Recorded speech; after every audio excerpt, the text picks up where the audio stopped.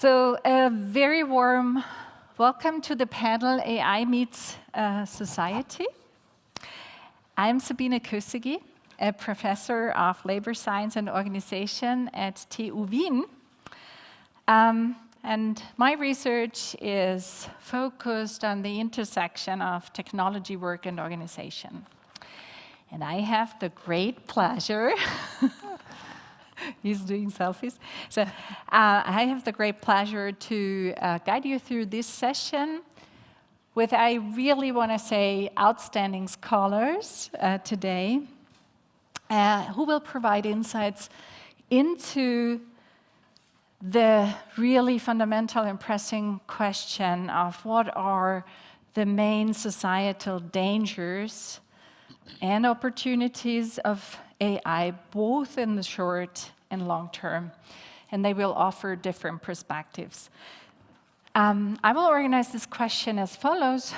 First, I will briefly introduce the panelists sequentially, so one after the other, and I have prepared a question for every one of them on their work they done.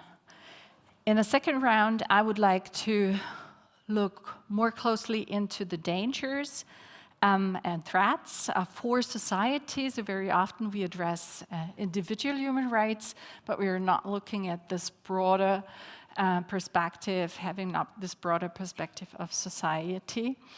And in the third round, then we will try to identify strategies that mitigate those risks. And after that, there is enough time for the audience to ask questions. Tony, I would like to begin with you. So Toby, sorry, Tony. So Toby is an ARC Laureate Fellow and Scientia Professor of AI at the University of New South Wales in Sydney. You are a fellow of the Austrian Academy of Science, and you received the Celestino Areca Prize for promoting understanding of science, and which I find really great. You were named on the international Who is Who in AI list of influences. Well, that's what's important, isn't it? Yeah, I think that's cool. That's cool. So you are the person who explains AI. I think that's the point. So, and you've written 5 books, and we talked about that during lunchtime already. The most recent one being The Shortest History of AI, which was published 2 weeks ago. But I don't want to talk about this one, but you have another one being... You missed the most fun thing about me. So I've been banned from Russia. Say again? I've been banned from Russia. Oh, yes, that's true. That's true. You've been banned from... That's true. So an important thing you can be proud of. Yeah.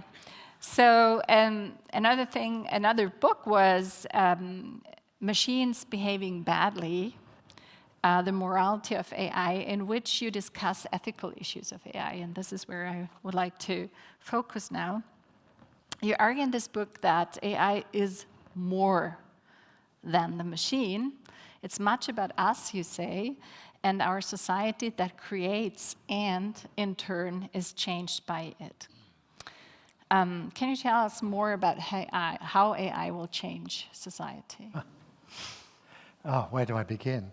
I should begin by saying that the title of that book, Machines Behaving Badly, is a bit of a disguise, because mostly it's about, and this is a return to Moshe's talk in this morning, it's mostly about corporations behaving badly, using machines, computers, to do that. And the premise of the book is that a lot of people will come to me and say, oh, it's outrageous what we're seeing with this new AI tool and this new AI. And most of the time I would look at it and think, actually, no, this is old-fashioned bad behavior. There is absolutely nothing new here. The other technologies have come in and disrupted our lives, and we've had to deal with that, and we've had to think about the ethical questions around those. And the same questions apply. There's a lot of magical thinking about AI, and a lot of what AI is actually doesn't require any magical thinking at all. It does allow us to do things at speed, scale, and cost that we couldn't previously do. But most of the questions we should be asking are the same questions we should have been asking, and we did ask, indeed, about electricity, about steam engines, about smartphones, washing machines, all the other technology that we let into our lives, with one exception. And there is one, I think, really important exception that I'm sure we'll come to at some point this afternoon, which is this idea that machines might have some autonomy, some ability, some agency to go off and act on their own. And that is something new, something that we've never had before. We've never had machines that could go off largely independent of human oversight and human responsibility and do things.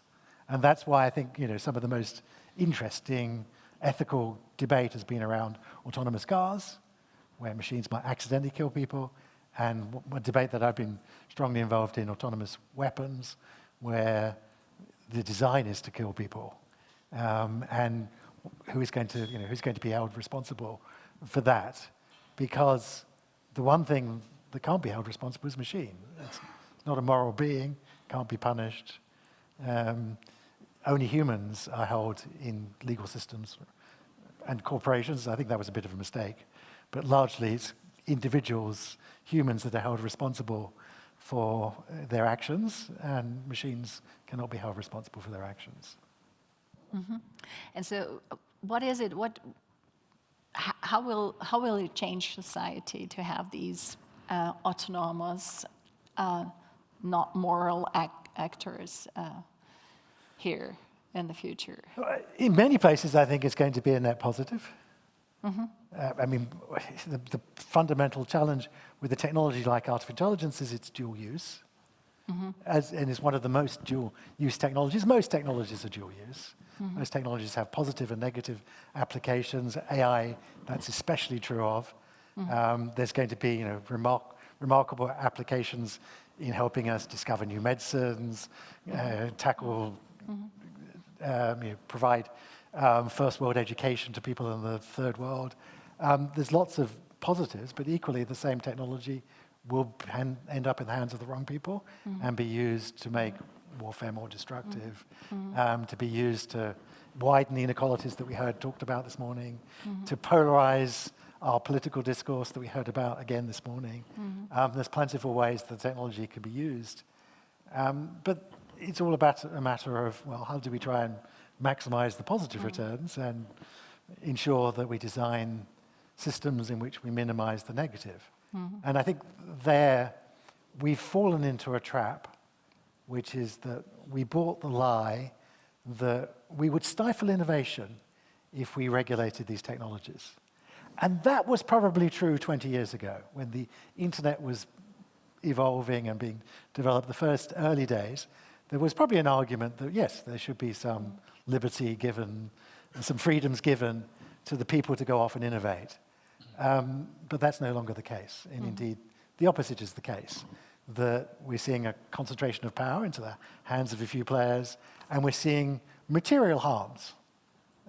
So as an example, in Australia, they've just passed a law to ban young people under the age of 16, from social media, because there is clear evidence now that it seems that's causing harm, rising levels of anxiety, rising levels of suicide, rising levels of people presenting in hospital with self-harm, physical self-harm, especially young people, especially young girls.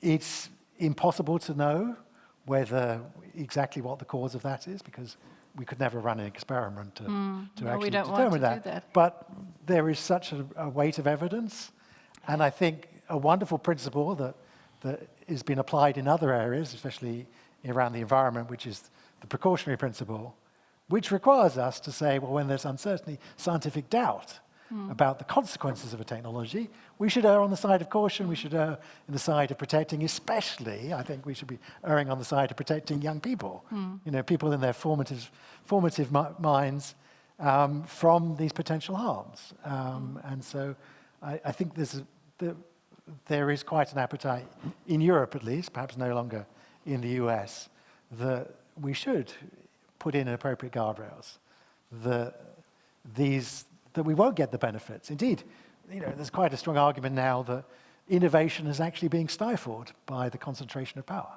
Yeah. That we are not seeing the benefits that we could see. Why is there no competitor? Why has there never been a competitor to Google? Because they're a data monopoly at the end of the day. Even if you came up with a better algorithm than Google, you are not going to succeed in that space because Google has too much data, so they know too much about everyone, so that they can apply that algorithm to data that no one else would have, and then too much money. They can buy any competition, and it's the modus operandi. Facebook is not going to compete against Instagram, so they buy Instagram. That's great for that's great for Meta, Facebook. I don't think that's great for the consumer. There's no real choice in any of those spaces, in social media, in search, in messaging apps. There's a concentration of power. And we saw this before. Again, I'm not sure why we should be so surprised. We saw this in the Industrial Revolution. We had the robber barons. We realized that was not actually efficient. That was not actually aligned with the public good. And they were brought in. They were reined in. The big oil companies were broken up and so on to provide that sort of competition. And I think we need to do the same again. History is, in some sense, just repeating itself, but now in the digital space. We will come back to strategies to mitigate that in the last round. I just wanted to, and there's another point you mentioned, the dual use problem. And I just wanted to mention, I looked into the AI incidents database where they record, in the meantime, 1,000 incidents with AI, and they did an analysis of how, over time, the last 7 or 8 years, they categorized those incidents according to whether it was a security, a privacy problem, or fake news, or whatever. And what I found extremely interesting is that in 2024, the category of malicious use was the most often categorized incident in 2024, right? So it was increasingly, the percentage was increasingly increasing with malicious. You have to take that with a pinch of salt because there's so limited transparency and there's no requirement to report incidents. And so you're seeing, it's not clear how you're sampling the world. We need to move to a world, for example, like in Australia, it's a requirement on corporations that they have to report cyber incidents so that we actually have some understanding. Previously, cyber incidents were hushed up and they didn't want to report them. Now there are significant fines if they don't report the cyber incidents. So you have a better picture of what's going on. We're not in that world in AI yet. We need to be in that world, otherwise we'll never understand what are the true harms, who has actually been impacted by those things, because now it's up to the corporations to say what they want to say and what they don't want to say. I agree. So, Ricardo, you are a full professor at Universitat Pompeu Fabra in Barcelona and Universitat de Chile in Santiago. Director of Research of the Institute of Experiential AI at Northeastern University from 2021 to 2025. And Vice President, you have been Vice President of Research at Yahoo Labs, I wanted to mention, based in Barcelona, Spain, and later in Sunnyvale, California from 2006 to 2016. Your research has been highly influential and has been cited, almost 60 times by other scholars, 60,000 times, right? 60K. And you have focused, among many other topics, on bias in AI and fairness. And can you explain why bias is such a fundamental issue in AI? Thank you. First, for me, it's 5 a.m. because I really live in California. So I'm not so alive as I could be. Also, I have a new title. I'm director of the new AI Institute at the Barcelona Supercomputing Center, where I will be full-time in September, but I was transitioning titles. That's why I use my part-time professorships. So I started working in bias much earlier than all was happening in AI. So I started like 2007 when I was at Yahoo. But my main goal was understanding the biases in search engines, because there are a lot of biases. I mean, the most typical one that many people don't know is that you click mostly in the first results because they are in the top results. So you believe that we do a good job to ranking things, and then you click more in number 1 than in number 2, but not because it's better. It's because in many cases they're all very similar. So we need to mitigate that bias. So I started working there, and then there is more like a cycle of bias, because if you use content from the first pages to produce more content, then you get the rich richer and the poor poorer. And you get into this loop, and this loop still exists, and we proved that in 2008 in a paper. So then, naturally, then you extend that to machine learning. As Larry was saying, and also Moshe, I mean, AI is managing all applications in the web. So basically, all the clicks you do are things you're exposed to. So you have a lot of exposure bias. You can only click on things that are shown to you. And that creates a very unfair world.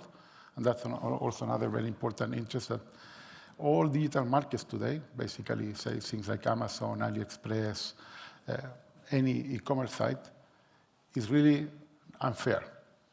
Not only to users, but for example, for all the sellers there. For example, if you sell something that is for a niche market, it will be very hard to find because you're not popular.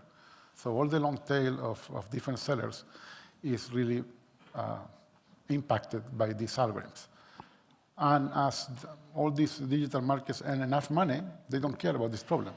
They're living in a different world, so it's a different reality.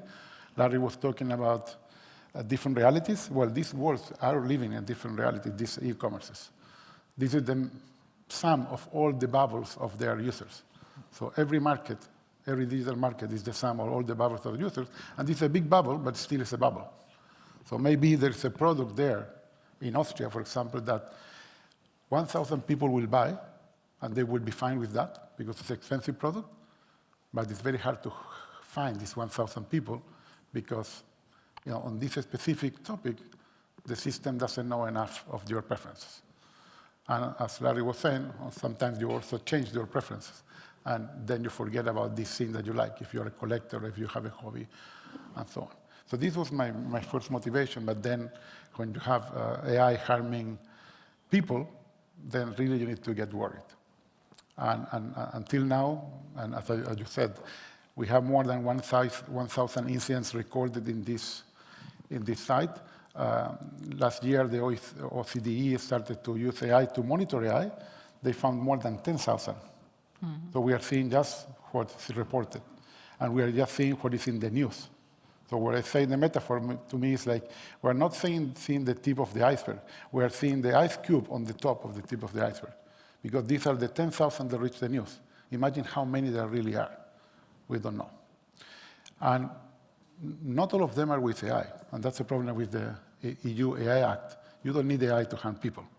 The best example is from Australia right now, the robo-debt case.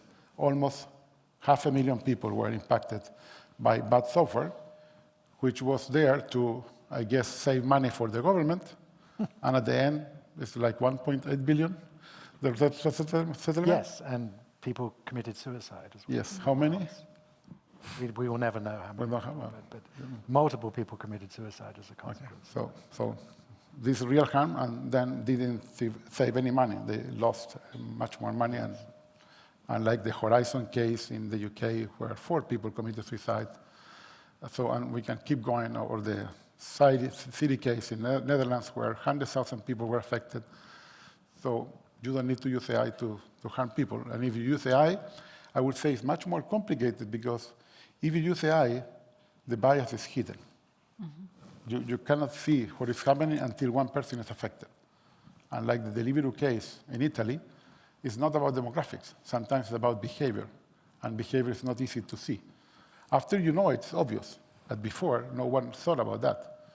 When you maximize profit, the system will find biases that are completely non-human that can help getting more money, and we will only learn when people complain because something is happening to a group of people that are all different, and I say it's like a cluster bomb.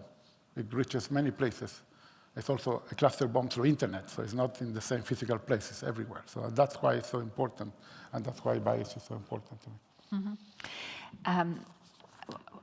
If you look, for instance, at I'm naming just one company, HireVue, right? They were telling us they produce recruiting software, and they were arguing that with the help of AI technology, we can be even fairer and more objective because human beings have biases, right? And we can avoid these different types of bias by introducing this software, and allegedly it would lead to more diverse recruitment, etc. I mean, obviously, what do you think about such promises? I don't remember if this is forbidden or not in the EU AI Act, like hiring people using AI. But I think the argument makes sense. But there's one part of part of the whole story that really doesn't make any sense, and it's not in the argument. And it's the problem of datification. We think that data represents the world, but data represents a partial reality of the world. Hiring, I would say, is one of the problems where data represents very bad the world, like justice and other problems in education. So thinking that you basically using video or images or maybe written text can select the best person for a position is like this really great quote of Dijkstra about thinking. Is like, if computers can think, it's like to ask if submarines can swim. It's a completely nonsense question. They were comparing different things. And sometimes we justify those things. For example, I know a case where a hiring manager said, I know that if a person that I know is really great basically applied, and I don't see them in the candidates. So they say, oh, well, this person was dismissed by the AI filtering. Oh, I didn't know we were using an AI filter. Can I do the test? And this was a woman, very smart, also one of the best managers in the company, and she did the test and failed. So I said, this is a stupid test. I mean, like, if I fail, I mean, most people will fail, and then expose the problems with this system. So there's also a bit of pseudoscience, because, for example, whenever we use data from other people to assess a new person, and this is happening in all banks in the world right now, and this is one of the things that really worry me, we're assuming that you can predict behavior of any new individual.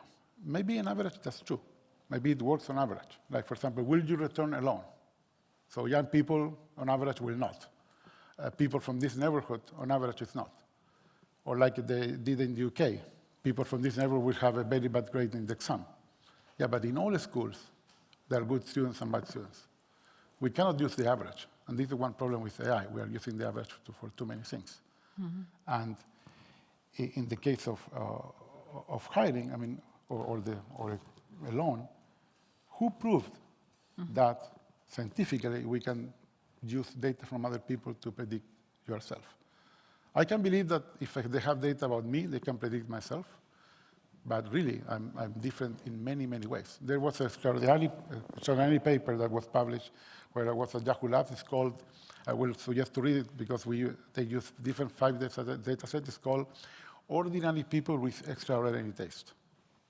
That shows that the long tail of people is not that they're weird people and normal people. No, it means that you are like all the other people almost all the time, but part of the time you're different. And that's the long tail, the time that you are different. So we are all in the long tail. Now, if you are 90% of the time in the long tail, maybe there's a problem for you. But that's a different thing. Maybe you're very special and you want to be there, and that's okay. We don't have normal people, we just have different people. And we were talking this during the lunch. So, Can I add, there's a fundamental misunderstanding that lots of people have in this sort of space, which is that there are unbiased answers. And there are lots of problems where there are no unbiased answers. I mean, and this is actually just exposing fundamental injustices that exist within society. That if you're to go to the hiring example, you're only going to interview a small number of people, you're only going to hire an even smaller number of people. The only fair thing to do would be to hire everyone and see who's good at the job. We're going to select a small set out of a big set. That's a bias. The old name for machine learning was inductive bias. You're finding the particular bias, you're trying to make a prediction as to who's the best qualified for a job. Well, you can address the things that we think are important in society. So you're blind to gender, maybe you're blind to age, but then you're going to select people perhaps based on whether they have good exam results. Well, that's a bias. We know there's a socioeconomic bias to exam results. People who went to private schools got better exam results and had private tutors and so on. So we have to decide, well, it's not exactly exam results, it's a bias. How are we going to select those people? And getting a computer to make those decisions puts that question on steroids. But it's a fundamental question that we as a society have often failed to answer very, very precisely. Now you're trying to code it up, you have to be very precise because computers do what you tell them to do and exactly what you tell them to do. So actually, all they're doing is telling us we as a society never properly address those problems. Absolutely. yeah, and I mean, this is a case of selection bias. We have selection bias all the time. But then, thank you, Toby, because there are two things that are also important about bias. First, bias is not always negative. You can have positive bias, like gender parity, for example. There are certain affirmative actions that are positive bias, but because in the news, bias is always in negative sense. We associate it with something negative, but it's not always negative. And the second thing is that also not even because we haven't solved the problem, because many times they're hidden, this concept of unbiasing something doesn't make any sense. You mitigate the biases that you know, but having something unbiased, even if you have a solution, will be very hard because many times they're hidden until you find a very complicated sequence of things that are a bias that you didn't know. So very important. Don't say I am biased data. No, I mitigate the bias in data that I know, but I don't know about all of them. Absolutely. So because you raised the question whether higher view or systems like that would be allowed under the AI Act, they would be classified anyway as high-risk system. I will forbid them. Yes, and they would have to, be transparent and prove that, that the data was solidly used and so forth. And I guess that not many of these systems would make it through certification. For me, the definition is that for problems that context is very important, Yeah, like hiring, like justice, the context is very hard to encode in data. Especially, for example, what is happening right now, for example, in a justice court, may be very important, and it's not in the data. So this is why I think all these things are just cases of datification, but data doesn't represent the problem very well. Yeah, absolutely. And then you make mistakes. Yeah, absolutely. Katja, you are the scientific director of the Vienna Research Center for Visual Computing, which has the mission to bridge the gap between science and industry. And you're a member of the management board of the Austrian Bioimaging and the executive board of the Digital Humanism Association. And you've published many highly cited and recognized papers in visual analytics. In your recent paper, titled AI in the Loop, you discuss the potential of AI to reshape the methodology and design of future visual analytics applications and the future role of humans, right? You say, in this case, the researchers, but it could be any person, in the unique context of biomedical data and analytics. And you argue that particularly in this context, critical decisions are taken based on complex and sensitive data, so a positive thing here, with high transparency, efficiency, and reliability requirements. So you also mentioned in this paper that agency and responsibility have to remain with human experts, and that we have to keep the focus on the human-centered workflow and to use visual analytics as a tool for integrating AI in the loop. So we usually talk about human in the loop, but you reverse that. You argue that in this that this contrasts with the more traditional term AI, human in the loop. And can you elaborate on this in more detail and explain the difference between the two concepts and also how AI in the loop would impact human autonomy? And as, of course, there is a joint interest in here. Yeah, I think that paper fits very well in the discussion we have here. That paper evolved from a discussion at the DigHum2025 seminar 1.5 years ago with 3 other experts in the field. I'm also working a lot with AI, so not only visual analytics, we see visualization and interactive interfaces as a human-centered, let's say, interface to AI. And I'm a lot working with medical doctors, with radiologists, with companies working in the radiology field, with life scientists. And we have rather complex data and very, very complex decision-making processes. Yeah, and this is, I came over the AI in the loop. That's not an invention of myself. I found that in a publication in a human-computer interface conference, or it was even a workshop. And I was starting to think about that because by the fact, also in the visual computing community, everybody is talking about human in the loop. What does it mean if something is in the loop of something? So that means we are in the loop of the AI. So by annotating data, giving our feedback all the time, and the AI improves. In fact, we want to make it the other way around. We want to have the AI supporting us. And this is actually in data-heavy environments and in medicine where decisions have to be taken fast. We want to take the AI into the loop. So that's the rationale behind this paper, and this is also what we are discussing there. And besides of that, we are also thinking about how does it affect ourselves as scientists and as developers of these solutions, because AI, in fact, also affects us as workers heavily. Yeah? So I'm next week on Monday, same time, I'm sitting on another panel at a conference with colleagues discussing exactly this topic. What is the future of our research area? Is there a future? How will it look like? These are things which are affecting us as workers. And I want to go beyond that because it's not only us. I mean, it's if you go in the society, if you look how work is changing, it's changing heavily. And if you look at European, there were surveys on work environments in Europe, so many people are afraid. While many people say, okay, AI will help us a lot, they are also afraid that their work gets lost.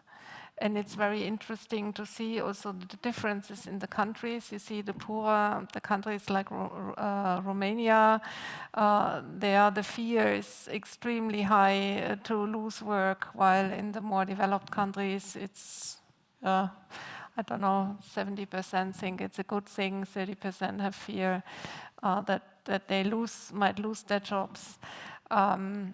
It's quite interesting how that whole thing also changes the work environment as such. It's really like in the Industrial Revolution. I mean, we heard about this several times today already. I think it will change a lot. Can Absolutely. Something very short. Now people is using human on the loop. On the loop, yeah, So that's... this is because we should be on the loop. You should be in the loop. I mean, if we are in the loop, the machines are on control, right? So we should be on the loop. On the loop, On okay. the loop. Okay. But I have a follow-up question to this one. So the EU regulation always requires to be human in control, at least. So there has to be a final decision made by the human, and be just the decision to use a tool or not, right? So that would be this human in control and idea. AI on the loop, doesn't that, I mean, that would require extremely high transparency of systems to allow for this, being in control at least. So how is that, is that possible?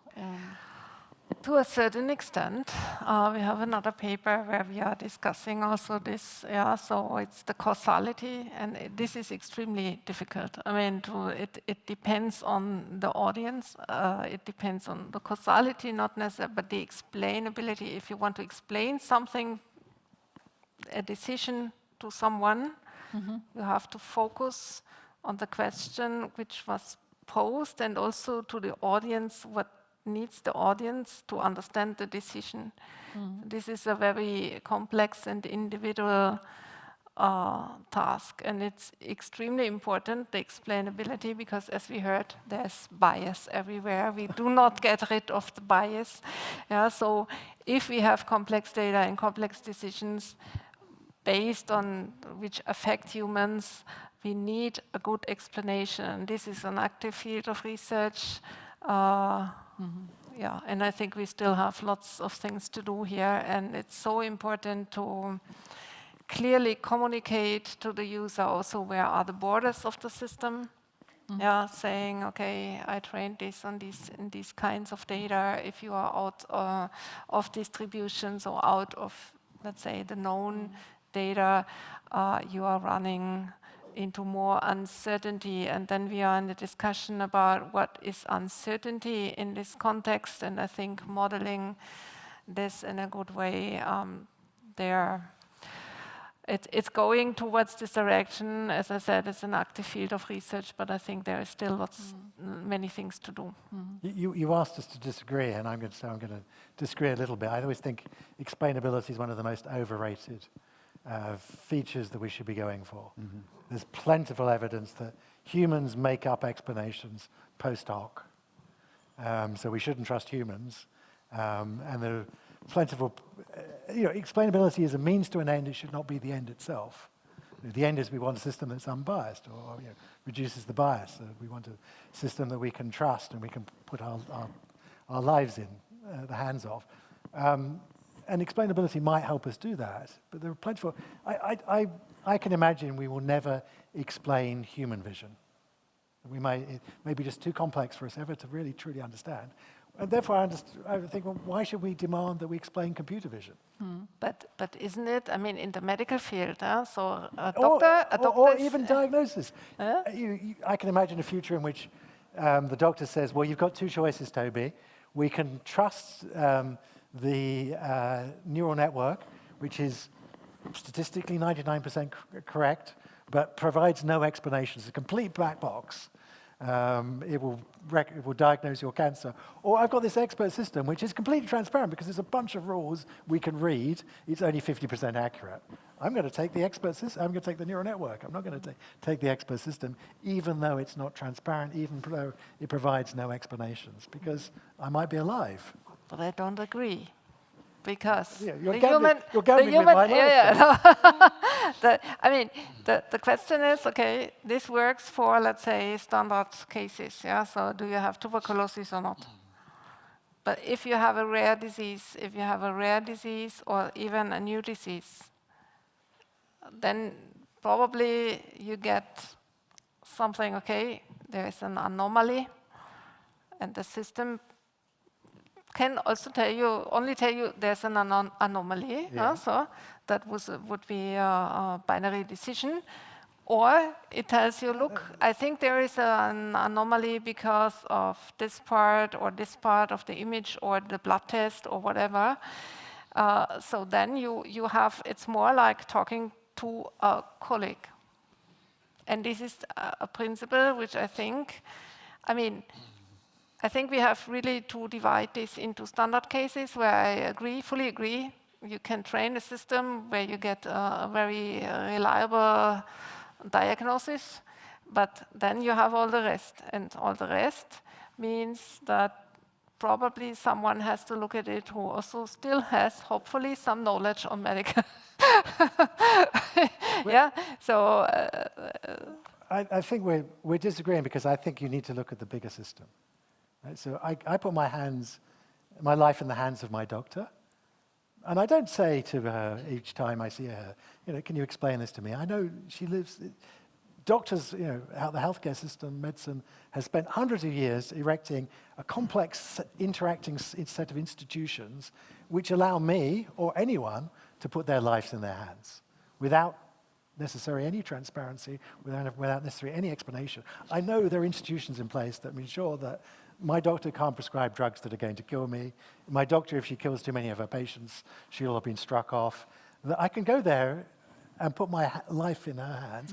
And the problem is we have this new technology and we haven't built all those institutions around it. It's not the technology that's the problem. It's the fact that we don't have the socio-technical systems around it that we took hundreds of years to build in medicine, which we now have to build very quickly around these new systems, these AI systems, so that we can do that, that we can, members of the public can literally put their life in the hands of these systems. And maybe the systems aren't going to explain themselves because we know that there are safeguards and checks put in place so that they've been thoroughly assessed to be, significant net positive. Ricardo. So yeah, let me use your example, and I will not enter in the explainable debate because it's too complicated because it's not white and black. So it's something in between. But there is another problem. So first you say 99%. For most people, 99% will be the system knows more than me. Okay? I will say, because I know how the system works, but that 90% is BS, because they have used like a limited evaluation test set, and that who knows what is the number. But imagine that you have a system that is very high accuracy. First, whatever is the system supporting, there's basically like the imposter syndrome. Okay, this system was done by Harvard, let's say. So must be really good. So the system must be right and I'm wrong. Of course, when you disagree with the system. So this is the first bias. There are many biases. So bias is the system knows more than me. Okay? Second, if you make a mistake, it's your mistake. If you take the advice, you can always blame the machine. So there are too many human incentives to use the answer from the machine. And there's a paper, very old paper, that did experiment with justice in the time of expert systems, and they show that the bias was to, even when they disagree, take the answer from the system because they believe that the system was better than them. So we need to be very careful. And now there's a fallacy of choice.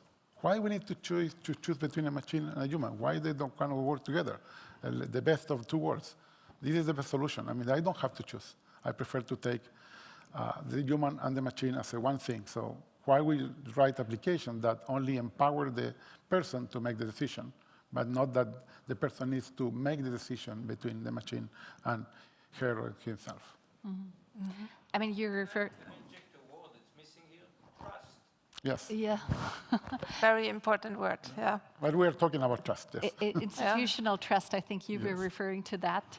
And you're referring to the automation bias. And so even if we have these wonderful systems, we still have to look at how a joint performance between machine and human, at the end of the day whether it is better or not. And I would like to refer to a recent meta-analysis of MIT, and they looked into 106 experiments with 300 measured effects, and they compared whether, in fact, human-machine symbiosis, so a joint decision, is in fact better than either the machine alone or the human alone. And they figured out that in 58% of the cases it was worse, right?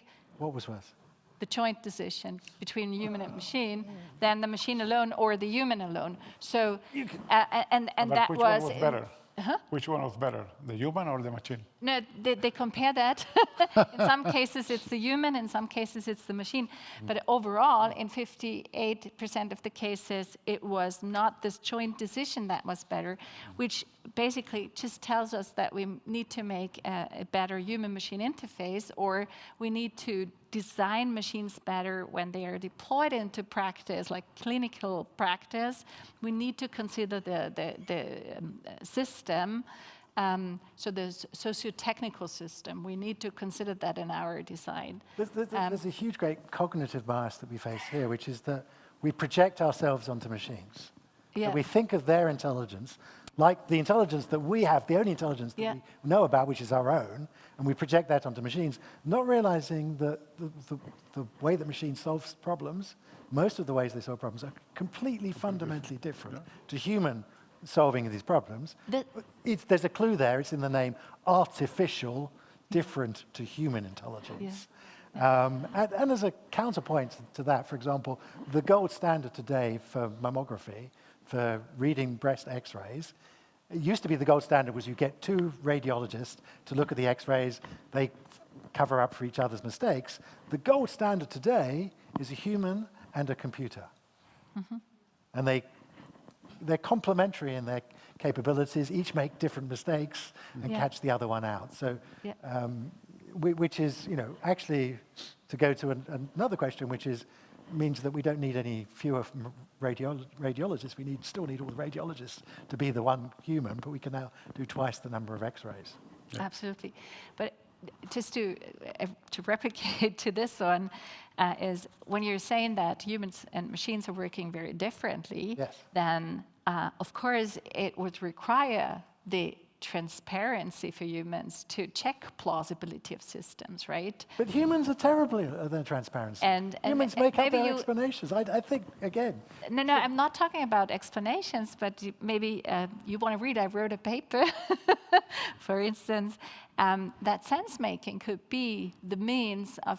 Because human beings are basically sense-makers, post-rationalizing things and sense-makers, but it is sense-making that gives, and the currency here is plausibility. It gives us the possibility to check plausibility of machine responses.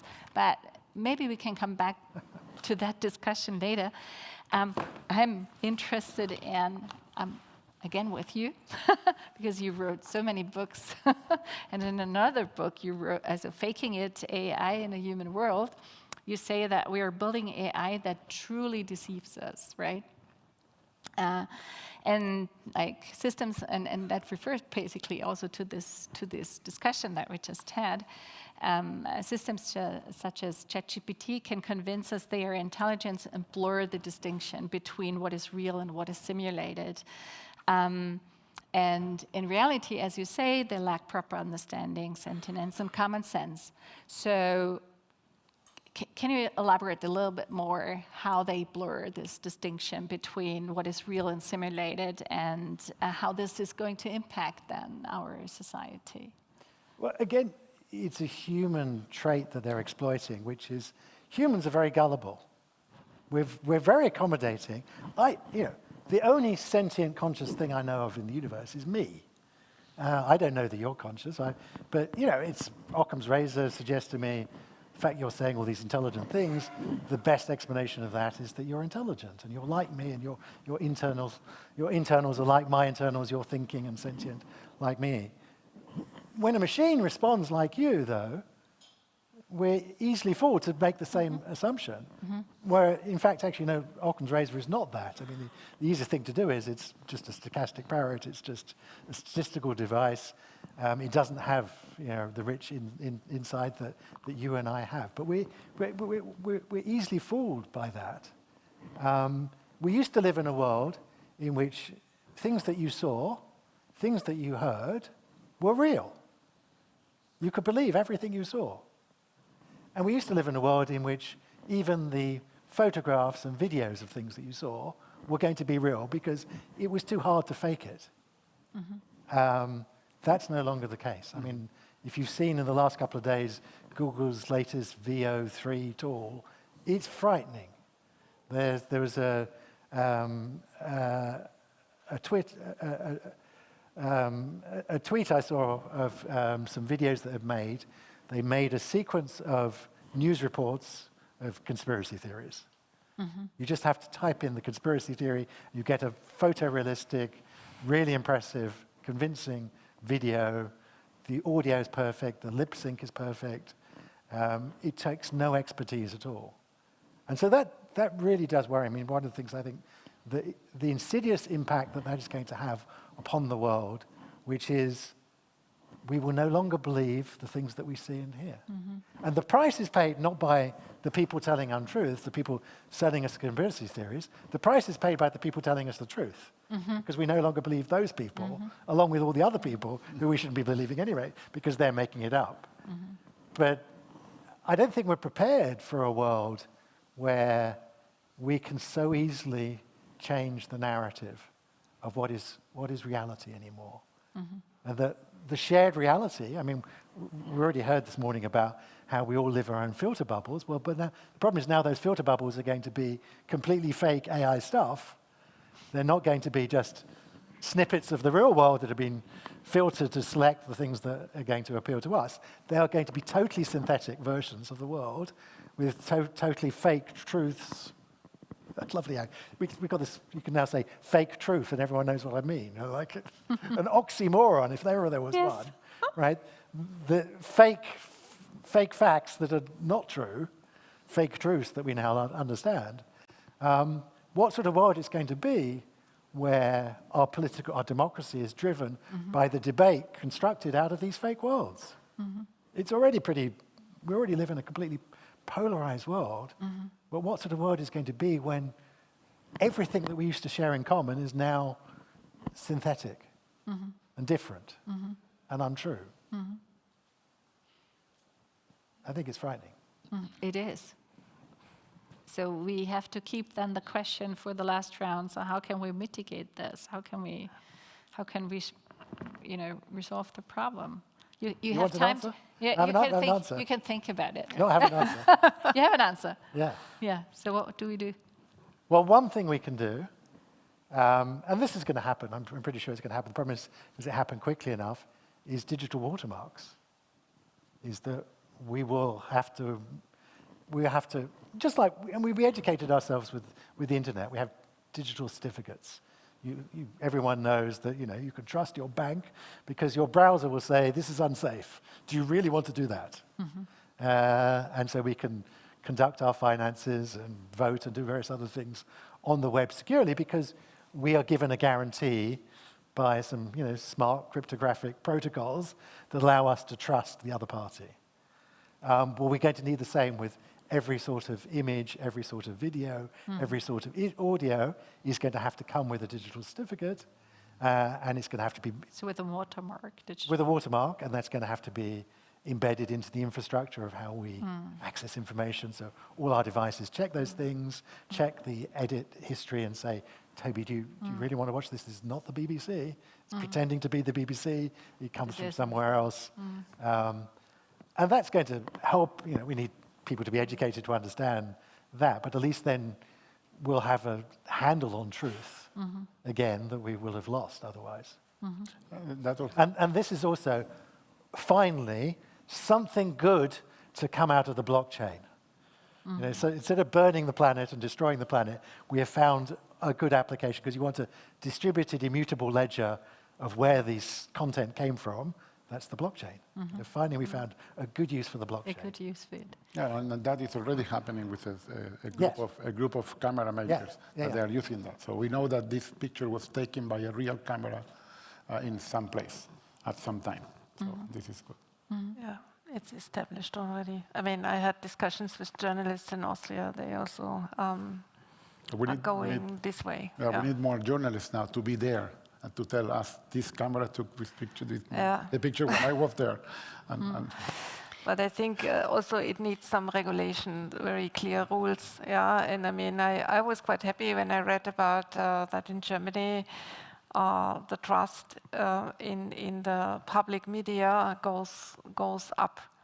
Yeah, so people are trusting. They are watching TV again. Yeah, so and this gave me some hope. Yeah. At least, but this needs also a certain level of education and access to media, which is trustworthy. If this is not the case, you have no chance. You are trapped in the bubbles of social media. But I mean, this goes to another fundamental mistake we made at the beginning of the internet, which was not to hold platforms accountable.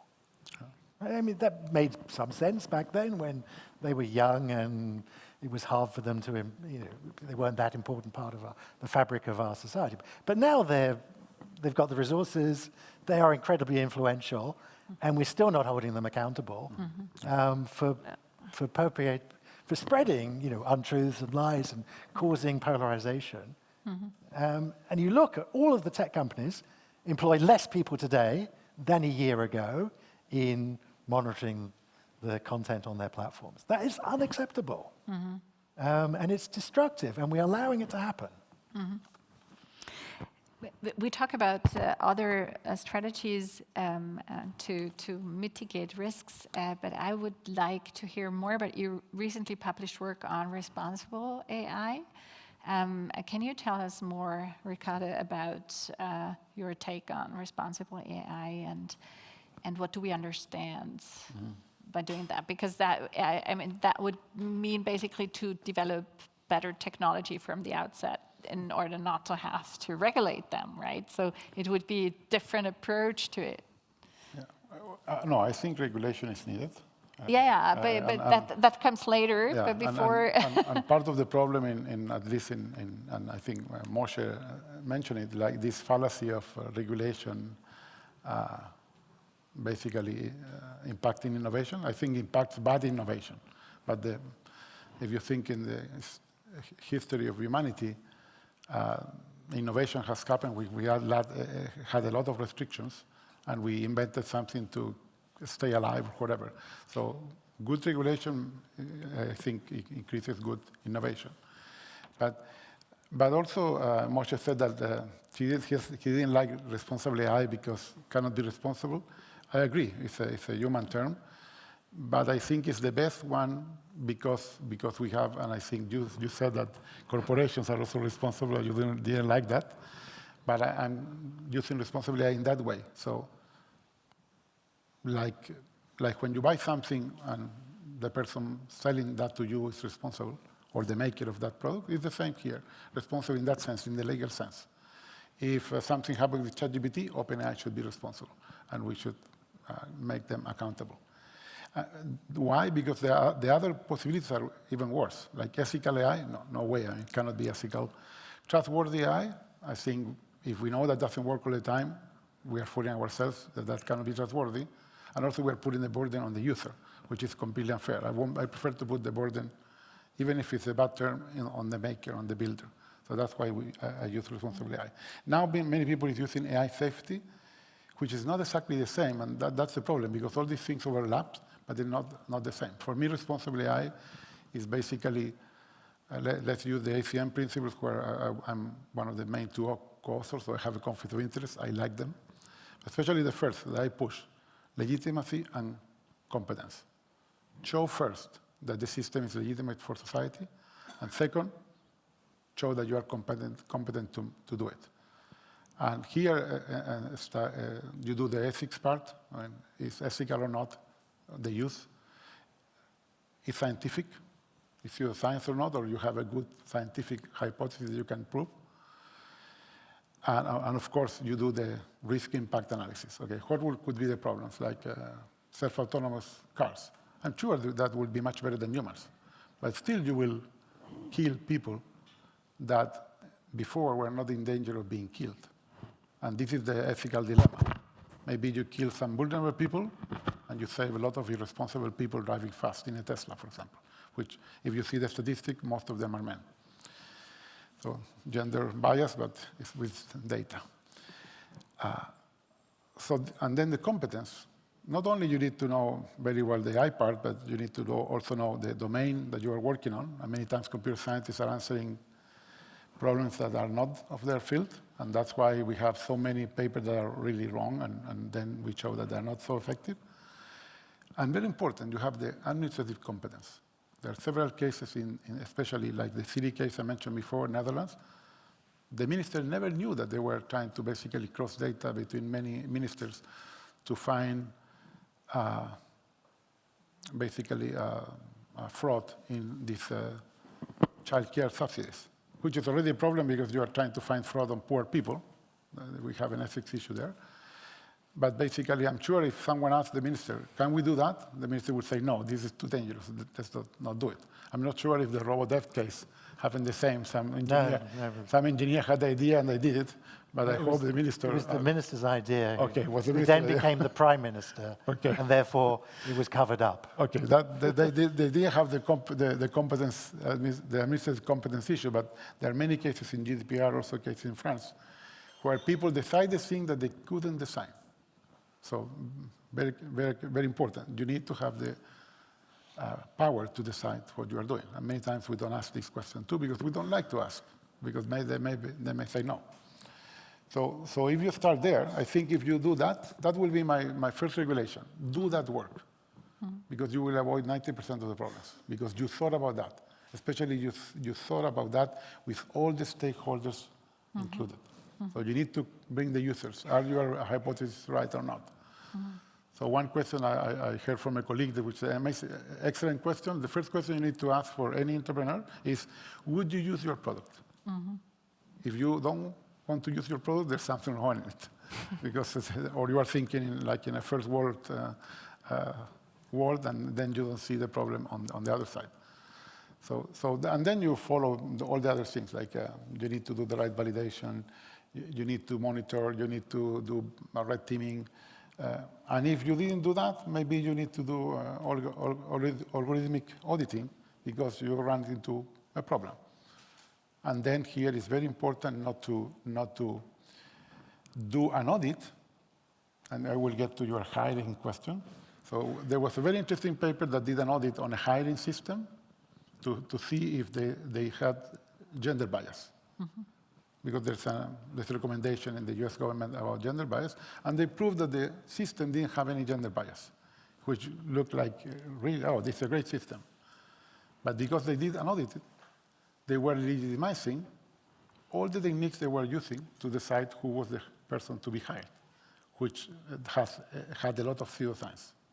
So basically, you did the right audit, but at the same time, you were legitimizing the system. So if you want to do an audit, you need to first apply this first condition. Is the system legitimate? And if it's not legitimate, the audit should be, I cannot audit the system because the system shouldn't exist, and fail the audit. But in this case, it was a published paper, and my colleagues suffered the drawback that they never thought about what it meant to do an audit, because the audit was of the whole system, not only of the bias at the end. Katja, following up here, so you propose AI in the loop, so reverse the principle. Is that a sufficient design principle to prevent harm? Depends on, no, not fully. Yeah, as we heard, I mean, and I know these studies, yeah, depending on how the system is set up, even decision can get worse if AI and humans work together. But I think that is due to missing collaborative capabilities of the AI, probably. Yeah, if you haven't, I mean, that's, yeah. So, I mean, in principle, we have systems which run fully automatic. Yeah, here the AI, and it's good that they do, and they have to be secure. they have to be secure, and we have all these regulations now in the EU, which hopefully will take care that this is the case. For really complex decision making, I think yes, yeah, because these hybrid systems where AI and humans work together, how can I say? I'm a big fan of science fiction movies. And there you have, in the nice ones at least, you have the AI very often as a colleague. Yeah? So as a nice helper next to you. And I think this is what many people also, when we discuss with company partners, when we discuss with medical doctors, they all do not want to be replaced. They just want to have a better tool to make decisions. And this, especially in these complex cases, I'm not talking really not about the standard stuff. Mammography is a standard routine thing. There we have a lot of data. This is done regularly, so we have tons of data on that. So this is not the problem. And I think here, there is a chance, yeah, and there was trust mentioned. Trust is a very subjective feeling. It's a human feeling. It's not something I can really grab. So what is involved in trust? I had a look at this also in the medical field. When does a medical doctor trust a system? When his colleagues tell him it's trustworthy. I tried it out and it produced good results. It's certified. Yeah, it's certified, but this is not sufficient. Others have to use it and have already proven that it works, in the best case in form of publications. And then also the next thing is if a medical doctor can understand the decision. Yeah, so especially in complex cases. It's not only saying yes, no, okay, yeah, but then at the end they are liable. There are only a couple of systems which are allowed to tell a fully autonomous decision, also from the legal point of view. In most of the cases, the doctor is still the one which has to take the decision, and then he or she needs any kind of justification. Like I would say, if I ask a colleague, why do you think this person has a disease, this or that? Yeah, because of this and this and this and this. And this is, at the end, what is wanted also by many people. I just, because we're talking about trust, and I don't like trustworthy, another problem with trust is that we are trying to put mathematics on human things. Like, I'm sure you have never said, I have trust the person. You either trust it or not. You never have like a continuum. It's almost like a binary decision. So trying to put that in a machine and then put a real number is very hard. So you need to do more like binary, and then, of course, we run into trouble. I don't think it's well enough appreciated by the public that AI systems are the most complex things that humanity's ever built. So if you've got a language model with 1 billion parameters, the parameter space, is bigger than the parameters. It's more complex than a Boeing 747. The only complex thing in airplanes today really is the software. The hardware is simple. Can I disagree completely? Sorry? I disagree completely there. I think the airplane is much more complex than a neural network. The fact that they have 30 billion parameters, that they can learn that. But the architecture is very well known and very simple. Is very simple. Complexity is, I mean, we have done much more complex things. So completely disagree there. Well, no, in terms of being able to predict its behavior, for example. Well, that's a different thing. Yeah, because... Okay, that's a different thing, but as something that we built, airplane is much more complex. Depends how you as something that we understand, I agree with you. But there are always going to be, every time someone produces a new model, someone produces an adversarial example, jailbreaks, and so on, because it's impossible. No, it's impossible to understand, but the complexity of the building it is simpler. It's simple, that's what I'm saying. Building the state space is bigger. Still, it's brute force. A lot of time and memory it's going and to do power. unpredictable things because we could never explore that state space. We could never circumscribe it and say, there is no jailbreaking example left here because it's just too big to consider. Oh, I agree. It's too big to understand. But building it was easy. Yeah, building it was easy. Yeah. But the airplane is much more complex to Well, build. even now, no human could inspect the training data. So it's impossible to know, did it produce this because it was in the training data, or did it produce this because something novel or something, outside? I agree with that, but that's not about building it, it's about understanding it. We don't understand lots of these things because we don't understand what's in the training data, and we'll never understand. And if that's not transparent either, so it's not So public. maybe, I don't want to interrupt you. It's interesting, the discussion, but I think you didn't come to the point. You were talking about complexity, so we are not. You say that this would be the most complex machine that we built. So what was your point here? Therefore, it's huge, great scientific challenge to guarantee their behaviors in any formal sense, because they have, from one perspective, this large complexity. So I was wondering, the whole discussion here, when we talk about mitigating threats and risk, right? So that they have biases, these systems, that they are not supporting very well in complex decision making because we don't understand how they work and the complexity is too high. But then we have built, my question here is, we have built in our analog world, we have built institutions and mechanisms that work very well, for instance, in complex decision-making in the health industry or in hospitals. We have consiliums, right, where different doctors, sit together with cancer patients, right, cases, and then they discuss from different perspectives and come to a joint decision, and that is the best decision you can have. And so my question here is, we have thrown out these transformer models, and then everyone is seeking applications for these technology, the complex machines that we have built. But the fundamental question is, why should we use them at all, right? So don't we have so many other possibilities to resolve problems, like, for instance, having 2 or 3 experts sitting together, make a joint decision, bringing in different perspectives, know-how, which would, by the way, resolve the problem that we are losing capabilities and are de-skilling because we don't use the knowledge we have anymore. But we're seduced by the efficiency.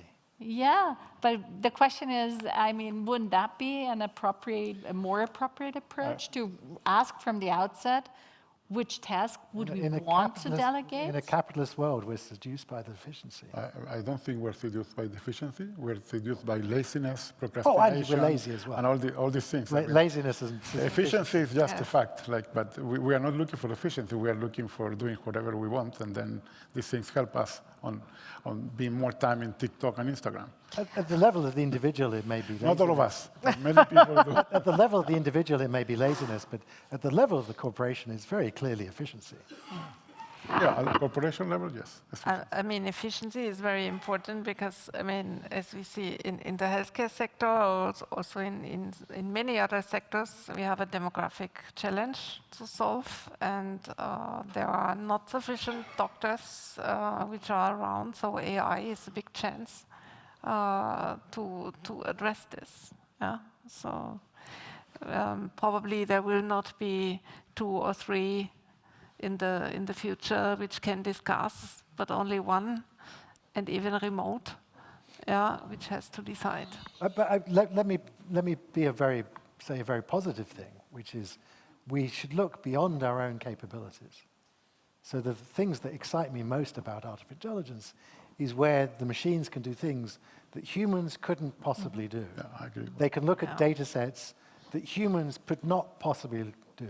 So let me give you a really concrete example, which when I read this, it blew my mind. The thing that you can do this, which is they took the UK gene bank, so 500,000 individuals have given their genotype, and all their medical information into a big database. You've got terabytes of data. Humans can't make head or tail of this. It's just too much data to look at. But they've already thrown simple machine learning methods at this, nothing sophisticated, just really simple stuff. And they have identified the genetic markers for bowel cancer. They don't know why it works. It's not clear we ever know why it works, because it's a complex set of genes that are implicated. It's not the whole story, because of course there are environmental factors that trigger, that we have no idea about those are, but at least now they can say, you are someone who's susceptible to bowel cancer, you have twice the risk of bowel cancer.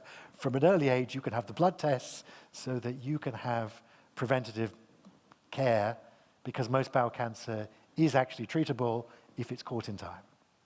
And so that's something that humans could not do. Human doctors just could not read millions of genotypes and spot correlations. AIs can do that. And so the opportunities are actually to do things beyond what humans can do. Yeah, there I fully agree. I mean, the data we have today in medicine and life sciences is so huge that mining these data without AI is impossible. And very simple also to us, if you want to mine AI publications, which is there. I don't know, every day, I don't know how many AI papers are coming out. So also handling in science, all this information that is before the large language models came out. I was really struggling, saying how can we ever cope with all this information? And after it, I mean, there are now great tools like connected papers and so on, which are wonderful to find really important publication, which is also it's helping us a lot. I would like to you wanted to respond. I just wanted to give the audience possibility to ask questions. So did you want to quickly respond? I wanted to say that too much efficiency has affected resilience. I think COVID is a good example. What happened in Spain a few weeks ago, like we are building very efficient systems, but they're not resilient. And this will be maybe the one problem that we have in the future. And I don't know if you want to ask the question about other dangers that we haven't spoken, because you've prepared. No, because really, there are other problems that really worry me, and nobody's talking about them. Then go ahead. No, I would say I think my top three that people don't spoke too much. I already mentioned one, pseudoscience. The other one is the increase on the digital divide, because basically language models don't support all languages. 1/3 of the people don't have internet. Not all people have the digital skills. And we're losing other skills like finding places, because people need to use a GPS to find places now. Before we didn't need that. So we are more than half of the population cannot use language models. So we're increasing the digital divide between us and those people. And this worries me, because whenever we have not only a wealth division like Moshe shows, that we have other things, revolutions happen. And I don't want a revolution when you have AI-driven weapons, for example. So we need to do that on that. But I like when we talked before, these people that can use language models, they have privacy and more autonomy than us. So that's good. And the last one is mental health. We already had the suicide in Belgium in 2023. Last year, we had another one in the US. How many more that we don't know happened because of interacting with chatbots? And the movie here was simple compared to the probable future of mental health, if we still believe these things have some empathy or intelligence. Because people like to talk to things that basically follow whatever you prompt. Because this is like ELIZA. It's much more sophisticated, but ELIZA, they will follow the conversation that you frame. And this is, you talk about suicide, then we'll get on whatever was trained that talk about suicide. And this is very dangerous. The sad thing there is we didn't learn from the warning that Joseph Eisenbaum gave us when he wrote ELIZA in the 1960s, which was to warn us exactly about that future. And, last century. He built ELIZA as a demonstration of the risk that we faced of having chatbots that would fool us and then would become therapists. And what have we done? We've made chatbots therapists. He said it in the last century. Yeah. Don't be In the fooled by 1960s. don't be fooled He by said machines. exactly, don't do this. Yeah. And we've done it. Maybe what we have learned, what I have learned from language models is that we are much more simpler than we think that we are. That language can be statistically generated in an amazing way. So I believe that in that sense, language is not that complicated. And that's why AI is now learning the languages of whales and other things. Just one mention to this one, language or AI-enabled translations could also enable people to participate in dialogues. But equally, it could mean that no one learns foreign languages, and we lose that gift of understanding. Because to understand someone, you have to speak their language. Yeah, but there are 6,000 languages that are not, more than 6,000 languages that are not handled by AI. Absolutely. If we always have the baby fish in our ear. So I would like to give the audience, yes, you have a question to the... Yeah, first of all, thank you very much. The mic is coming. Yeah. It's coming. First of all, thank you. Lots of food for thought. I would like to ask you, because so far I made a distinction between AI and social media and AI for good. So when you talked about large data model, you can it's at a speed find information you can't. And Jared Lanier wrote a book, I think 10 years ago, why you should delete your social accounts now.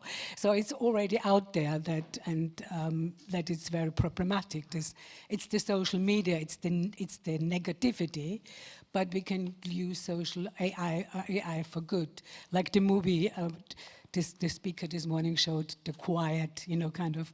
So do you make this distinction, or is it just AI? Because I see, from my perspective, for me, the danger is the social aspect, not the AI that can be used for good. I don't think social media is fundamentally, irrevocably bad. Indeed, there's plentiful positives that come from social media, many of which we got at the beginning, where they provide a community and information. But there were some really bad design choices, and things like, the greatest lie in history, calling it friends. They're not your friends. Calling it likes, again, having machine learning organize the news feed instead of recency or various other simple things that work and don't encourage the sorts of outcomes that we've seen. You could have it seems to me you could design social media spaces to be positive, enriching spaces, but the problem is that was contrary to making a lot of money. I don't like the distinction because, like Toby said, social media has good things, has bad things. The question is, how much is good, how much is bad? What will be the impact in 50 years of people, for example, using language models and not writing and not thinking? So I think this is hard to evaluate. So the risk, for example, that's another problem for me of the EU AI Act. We don't know how to measure risk, really. We have created 4 categories, one that is no risk, 4 categories of something that may be forbidden is clear, although it's by example. So if you have a new system, you need to think where it is, and of course you will think something lower in the category. But these categories don't exist. What is the boundary between high risk and low risk? It's like, what is the boundary between dark skin and light skin? We invent these categories to simplify the problem, but we create other problems. So I prefer to think it's more like vaccines. Okay, this AI system, what are the real harms? What are the real benefits? Is 95% better than 5%? Depends on the context, depends on the application. It's not a question that we can answer right away. So this is the problem. We need to think every case. And in the case of AI, because of what Toby said, we don't understand it. We cannot do the analysis very well, because with vaccines, we can say, okay, we did the experiment and 0.2% of the people died, for example. And okay, this is acceptable. But in the case of AI, we know something that we didn't know when it happens, not before, because we don't understand all the consequences. And the systems are very sensible. Adversarial AI, you change 1 pixel and a cat becomes a dog. For us, they need to change the whole picture to do that. So these systems are learning things that we are not learning. They're completely different from us. They're not live, of course, just in case. So this is the problem. We try to categorize things because it's simpler, but these categories don't exist.